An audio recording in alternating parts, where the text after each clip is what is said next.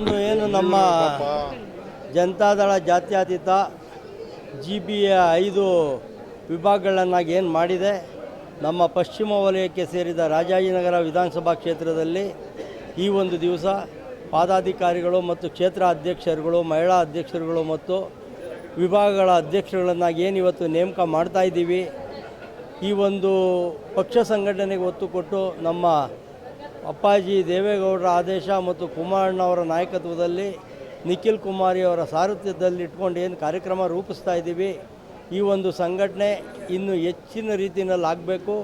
ನಮ್ಮ ಪಕ್ಷ ಬಲವರ್ಧನೆ ಆಗಬೇಕು. ಮುಂದಿನ ಬರುವಂಥ GBಯ ಚುನಾವಣೆಯಲ್ಲಿ ಅತ್ಯಧಿಕ ಸೀಟ್ಗಳನ್ನ ಗೆದ್ದು ನಾವು BBMPಯಲ್ಲಿ ಪ್ರಬಲ ಪಕ್ಷವಾಗಿ ಹೊರಹೊಮ್ಮಬೇಕು ಅನ್ನೋದು ಎಲ್ಲ ಉದ್ದೇಶಗಳನ್ನಿಟ್ಕೊಂಡು ನಾವು ಇವತ್ತೇನು ಸಂಘಟನೆಗೆ ಒತ್ತು ಕೊಟ್ಟು ಕಾರ್ಯಕರ್ತರನ್ನು ಪದಾಧಿಕಾರಿಗಳನ್ನ ನೇಮಕ ಮಾಡ್ತಾಯಿದ್ದೀವಿ.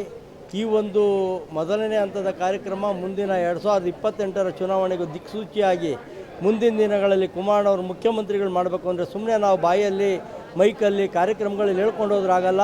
ಪ್ರತಿನಿತ್ಯ ಜನಗಳ ಮಧ್ಯೆ ಹೋಗಿ ಜನಗಳ ಜೊತೆಯಲ್ಲಿ ನಿಂತುಕೊಂಡು ಅಪ್ಪಾಜಿ ದೇವೇಗೌಡರು ಮಾಡಿರುವಂಥ ಕಾರ್ಯಕ್ರಮಗಳು, ಕುಮಾರಣ್ಣವ್ರು ಕೊಟ್ಟಿರುವಂಥ ಕಾರ್ಯಕ್ರಮಗಳು ಬೆಂಗಳೂರಿಗೆ ಇವತ್ತು ಎಲ್ಲ ಕಾರ್ಯಕ್ರಮಗಳನ್ನೂ ನೆನೆಸ್ಕೊಳ್ಳಿ. ಮೊದಲನೇದಾಗಿ ಮೆಟ್ರೋ ಇವತ್ತು ಬೆಂಗಳೂರಿಗೆ ಬರೋದಕ್ಕೆ ಕಾರಣ ಯಾರು ಅನ್ನೋದು ಎಲ್ಲರಿಗೂ ಗೊತ್ತಿದೆ.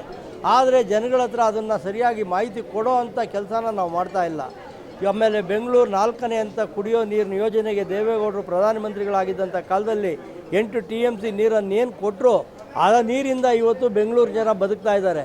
ಅವತ್ತೇನಾನ ಆ ನೀರನ್ನ ಕೊಟ್ಟಿಲ್ಲ ಅಂದಿದ್ರೆ ಇವತ್ತು ಬೆಂಗಳೂರು ಜನಕ್ಕೆ ಇವಾಗಲೇ ನೀರಿಲ್ಲ ಅಂತ ನಾವೇನು ಕಷ್ಟ ಬೀಳ್ತಾ ಇದ್ದೀವಿ. ಅವಾಗ ಇನ್ನೂ ಹೆಚ್ಚಿನ ರೀತಿಯಲ್ಲಿ ನೀರಿಲ್ಲದೆ ನಾವು ಸಂಕಟ ಪಡಬೇಕಾಗಿತ್ತು. ಅದೇ ರೀತಿ ರೆವಿನ್ಯೂ ಸೈಟ್ಗಳಿಗೆ ಖಾತೆ ಮಾಡಿದ್ದಿರ್ಬೋದು, ಅಕ್ರಮ ಸಕ್ರಮ ಮಾಡಿ, ಮತ್ತು ಬೆಂಗಳೂರಿನ ಫ್ಲೈಓವರ್ಗಳನ್ನ ನಿರ್ಮಾಣ ಮಾಡಿದ್ದಿರ್ಬೋದು, ಮತ್ತು ರಿಂಗ್ ರೋಡ್ನ ನಿರ್ಮಾಣ ಮಾಡಿದ್ದಿರ್ಬೋದು. ಎಲ್ಲ ಕಾರ್ಯಕ್ರಮಗಳು ನಮ್ಮ ಜನತಾದಳದ ದೇವೇಗೌಡರ ಕಾಲದಲ್ಲಿ ಆಗಿರುವಂಥ ಕಾರ್ಯಕ್ರಮಗಳೇ ಹೊರತು ನಮ್ಮ ಮಿತ್ರ ಪಕ್ಷ ಇರಲಿ ಮತ್ತು ಕಾಂಗ್ರೆಸ್ ಪಕ್ಷ ಇರಲಿ ಅವ್ರು ಯಾವುದೂ ಈ ರೀತಿ ಕಾರ್ಯಕ್ರಮಗಳನ್ನ ಮಾಡಿಲ್ಲ. ಜನಗಳನ್ನ ಸುಮ್ಮನೆ ಕೆಲಸ ಮಾಡ್ತೀವಿ ಅಂತ ಹೇಳ್ಕೊಂಡು ಯಾಮಾರಿಸ್ಕೊಂಡು ತಿರುಗ್ತಾ ಇದ್ದಾರೆ. ಅದನ್ನೆಲ್ಲ ಜನತೆಗಳ ಮುಂದೆ ತಿಳಿಸಿ ಈ ಒಂದು GBA ಮತ್ತು 2028ರ ವಿಧಾನಸಭಾ ಚುನಾವಣೆಯಲ್ಲಿ ನಮ್ಮ ಪಕ್ಷ ಅತಿ ಹೆಚ್ಚಿನ ಸ್ಥಾನಗಳನ್ನ ಗೆಲ್ಲೋದಕ್ಕೆ ನಾವೆಲ್ಲ ಇವತ್ತಿಂದಲೇ ಟಂಕಣಬದ್ಧರಾಗಿ ಕೆಲಸ ಮಾಡ್ತೀವಿ ಅಂತೇಳಿ ಮತ್ತೊಮ್ಮೆ ನಮ್ಮ ಪಕ್ಷ ಅಧಿಕಾರಕ್ಕೆ ಬರುತ್ತೆ ಅಂತೇಳಿ ನಮ್ಮ ರಾಜಾಜಿನಗರ ಕ್ಷೇತ್ರದ ಎಲ್ಲ ಕಾರ್ಯಕರ್ತರು ಮತ್ತು ಮುಖಂಡರುಗಳಿಗೆ ನನ್ನ ಅಭಿನಂದನೆಗಳನ್ನ ತಿಳಿಸ್ತಾ ಇದ್ದೀನಿ. ನಮಸ್ಕಾರ. ಇವಾಗ ನೋಡಿ, ಹೊಂದಾಣಿಕೆ ರಾಜಕೀಯ ಅದು ಮುಂದಿನ ದಿನಗಳಲ್ಲಾಗುತ್ತೆ. ಇವತ್ತು ನಾವೇನಿದ್ರು ನಮ್ಮ ಪಕ್ಷನ ಸಂಘಟಿತವಾಗಿ ಬಲಪಡಿಸ್ಬೇಕು ಅನ್ನೋದು ಒಂದೇ ನಮ್ಮ ಗುರಿ.